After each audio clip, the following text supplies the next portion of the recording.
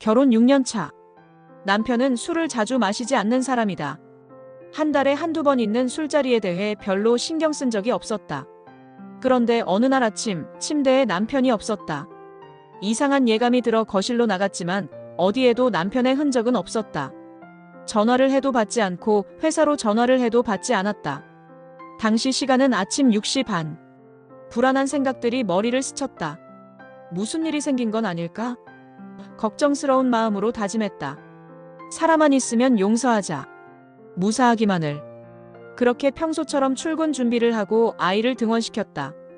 오전 8시 반 남편에게 전화가 왔다. 몹시 피곤한 목소리로 술을 너무 마셔서 회사 근처 호텔에 동료가 데려다줬다고 했다. 그런데 사과의 말이 없었다. 미안하다는 한마디가 먼저 나와야 하는 거 아닌가? 전화를 끊자마자 화가 치밀었다. 그래도 다짐했던 생각을 떠올리며 감정을 억눌렀다. 퇴근 후 집에 돌아오니 남편이 현관에서 반겼다. 김치찌개 냄새와 함께 저녁상을 차려놓고 있었다. 해명은 다음과 같았다. 회사 동료들과 술을 마시고 2차로 노래방에 갔다가 너무 취해 몸을 가누지 못해 동료가 근처 호텔에 데려다주고 갔다고. 하지만 여전히 의문이 들었다. 무엇보다도 왜 미안하다는 말을 하지 않는가? 그래서 물었다. 왜 미안하다고 안 하세요? 남편은 말했다. 미안해할 일이 아니니까. 난 떳떳해. 내가 걱정하고 불안해했던 건 안중에도 없었던 걸까? 말없이 밥을 먹었다. 그리고 그게 남편의 첫 외박이었다. 며칠 후 회사 동료들과 티타임 중 남편 외박 이야기를 스치듯 꺼냈다. 어린 20대 여직원이 깜짝 놀라며 물었다. 그래서 어떻게 하셨어요? 나는 담담히 말했다. 다음부터 그러지 말라고 했지. 그러자 여직원은 흥분하며 따졌다.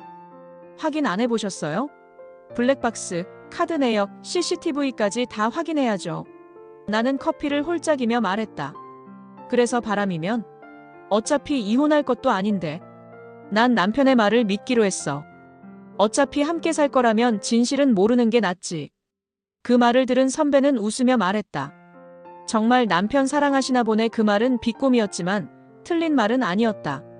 나는 남편을 사랑했다.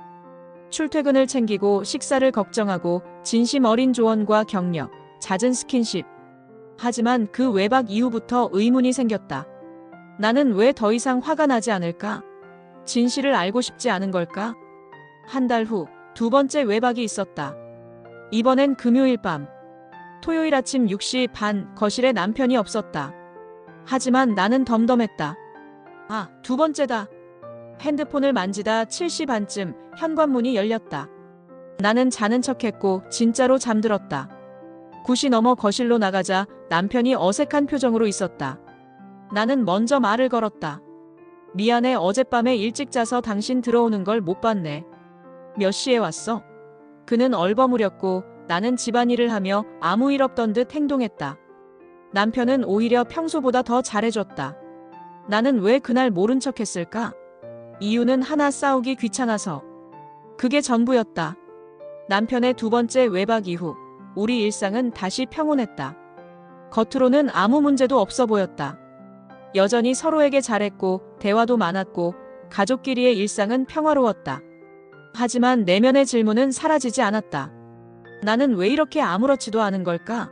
싸우고 싶지 않다는 이유만으로 진실을 외면한 걸까? 사랑해서 그런 걸까? 아니면 이제는 사랑하지 않아서일까? 그날 이후 나는 조용히 기다렸다. 세 번째가 올지도 모른다는 생각이 들었기 때문이다. 원래 처음 한 번이 어렵지 두 번, 세 번은 쉬우니까. 그렇게 나는 기다렸다. 그리고 마침내 세 번째는 외박이 아닌 다른 모습으로 다가왔다. 그 사건은 아직 자세히 밝히지 않았지만 분위기는 이전과 달랐다. 나는 점점 남편을 관찰자의 시선으로 보기 시작했다. 화도 나지 않고 억울하지도 않고 다만 덤덤했다. 진실이 무엇이든 간에 이제는 상관없다고 느끼게 된 것이다. 남편도 변했다. 왠지 더 조심스러워졌고 나에게 더 다정해졌다. 하지만 나는 더 이상 그런 것들에 감정이 흔들리지 않았다. 사랑의 끝이 무덤덤함이라는 말을 실감했다. 그리고 나는 생각했다. 이 결혼 생활의 본질은 무엇일까? 사랑일까? 책임일까? 습관일까? 답은 아직도 모르겠다. 다만 확실한 건 세 번째 일탈은 외박이 아니었다는 것이다.